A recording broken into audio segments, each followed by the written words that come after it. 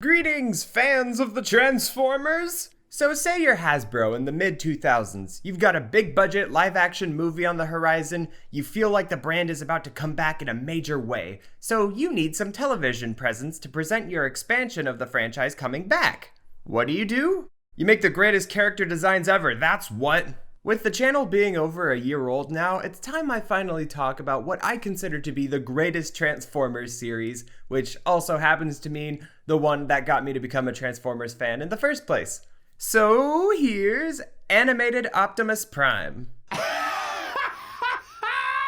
Now, Transformers Animated released in 2007, shortly after the first live-action movie, and honestly, I think it might be the best Transformers show of all time. Mind you, it's probably the only one I've watched from start to finish, but that doesn't change anything. Animated reinvented and innovated the franchise with every opportunity it could. It was like Rise of the TMNT of Transformers. Optimus Prime was reimagined as a youthful leader of a humble maintenance team still struggling to prove himself. It's such a fascinating new direction for the character. I prefer it when Optimus Prime is basically just a normal guy who happens to have leadership status. So moving on to the toy itself, starting off with the alt mode, Optimus turned into a fire truck in Animated, which is really cool and unique. You don't see Fire Truck Prime a whole lot, and I like it just as much as Big Rig Trucker Prime. The concept at least, because obviously since the trailer is made up of the weapons, he only comes with about 12% of the full trailer. I'm not too upset at this since the full fire truck look wasn't a regular look for Prime in the show, and this is one of the only representations of his trailer at all. I guess he could be a mini fire truck. You know, those mini fire trucks you hear people talk about. The fire extinguisher sits high on top and can actually spray water. Look at that, having the time of my life here. Remove the weapon trailer and you get this classic look for Optimus that's more representative of how he often looked in alt mode. Just look at how the headlights pop through the black, complementing the silver grille and stripe. Love the tiny rear view mirrors. The windows look so neat, all angular and descending toward the center. While they may be depressing, they sure aren't depressing. It rolls so perfectly and smoothly. The silver painted wheels are a treat, and while this isn't a play feature, I really get a kick out of fiddling with the front bumper for no reason. The back looks good, even if it's just obviously his legs on full display. But this is how it looks in the cartoon, so I honestly just think of it as looking accurate. Very sneaky of Hasbro to work the toys and the designs that way. Also, it looks better than MP44, and that was a $500 toy. But yeah, there really isn't anything wrong with this alt mode. I mean, I guess I could point out that technically one of the sirens should be red, but I'm not a jerk. This makes for a pretty great truck form. It just looks so proud and as dynamic a truck design can be without actually moving. It doesn't look much like any fire truck I've ever seen, but it does a phenomenal job at looking like the animated Prime. And a baby version of the trailer. Transforming him starts out rather unconventionally, where you convert the legs, then you pull this switch by his robo-crotch, and his legs are supposed to spin in place below his torso. I don't know if this has ever fully worked as intended, but I guess it's cute they thought of it. The rest of the transformation is pretty easy and satisfying, gives you the old Optimus special, plus I love the sound the legs make when extended. And in robot mode, Prime looks nothing short of completely perfect. As a fan of the cartoony aesthetic, I love how the toy actually has a noticeable line of action, like how the legs have this subtle natural curve to them. The intense stylization is such a major part of Animated's visual aesthetic, and so many of the toys captured that flawlessly. With the really angular proportions, you can just imagine the shapes this design is based around. And the figure's so visually delightful and friendly with its use of primary colors. Or primary colors? This is a righteous red robo looking robust like a fine tomato sauce, benefited by some beautiful blue and black and the subtle yellow seasoning sprinkled in, really packing some Prime presence. And in terms of screen accuracy, I have absolutely no idea how they could have made this look better. It doesn't get much closer than this. It's full of life, energy, character, panache.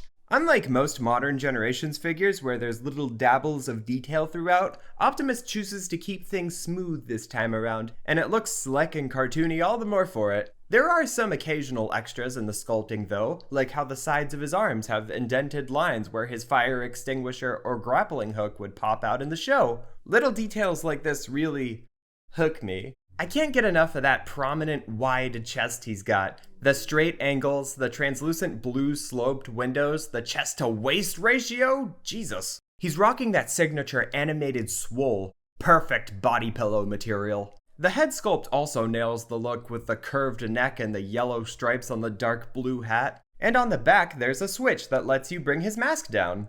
I know this might not look so elegant with the whole battle mask on his lower chin, but I'm so enamored that they even thought to do this. This isn't something you see very often among Optimus toys, and I have memories of little me just flipping through the mask up and down for hours on end. Additionally, he has some light piping, which I can definitely describe as okay.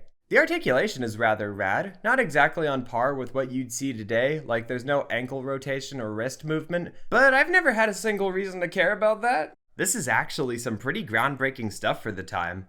As for the accessories, he comes with this giant axe, which, yes, is missing the red piece at the end. But seeing as how that's such a small detail that doesn't matter, I'm sure you'll find it in your hearts to forgive me. Plus, I'm not spending eBay prices on it. You may have noticed it looks absolutely nothing like the one he has in the show, but despite the inaccuracy, I think it looks pretty iconic. I like the two jaggedy-shaped blades, like a TIE fighter on LSD. I'm a skosh less keen on this blaster, firstly because one of the things I think is so creative about the show is how the Autobots didn't use guns, but also because the peg isn't deep enough to fit into the hand. It stays fine, but I keep thinking I'm about to knock it out of place. I prefer to think of this as something that sprays water so Prime can put out fires, or just make people wet. You can, however, combine the two and attach them on his back. The instructions call this weapon storage, which is generous. When I was a kid, I thought of it as a jetpack. And since I'm not one of the 5 people who owns the Takara Wingblade Prime, this was how I reenacted his look from the finale. Why must I hold you only whilst I dream? If I had to address any flaws, the waist can be pretty loose because of the transformation gimmick. There is a way to solidify it, but after 15 years, I still have no idea how it works. It might as well be magic. Also, time has rendered the butterfly joints a bit loose. What can you do? But that just calls attention to the fact that this toy has butterfly joints. Oh, and the lack of Autobot symbol is really strange. You'd think that if anybody would get one, it'd be him. Apparently later releases of this toy did come with one, and even as a kid I had no idea what this recessed rhombus is meant to be. But all them grapes, them's is small tomatoes compared to the larger picture. At the end of the day, this is a gorgeous figure and one of the most visually distinct Optimus Prime toys ever made. It's got pretty colors, the sculpting matches the stylized nature of the art perfectly, the transformation is good and easy, it's a great toy and very representative of the animated line as a whole. It looks lively, energetic, and animated. It's too bad the promo pics of the toy look like this. I think Transformers Animated has my favorite character designs of the entire franchise. They look so memorable and extravagantly distorted in both a cartoony and completely badass way. The whole thing just exudes character. Each design from this show told you exactly what you need to know about each character at first glance. Derek Wyatt was such an artistic force. He was even still designing characters long after the show ended. Truly, not liking the animated designs is such loser behavior. And you know, it's worth noting that after way too long, Hasbro is finally acknowledging the show's existence with Legacy Prowl. This makes me so enthusiastic. I can't wait. This has to be one of my most anticipated releases of the whole year. There is no animated character they could make in Legacy that I wouldn't snatch with the might of 1,000 gods. I prefer Optimus Prime as a fire truck. even though... Is that an Easter egg? What? So that's all from me. Thanks for watching me rave about an old favorite. And just be animated.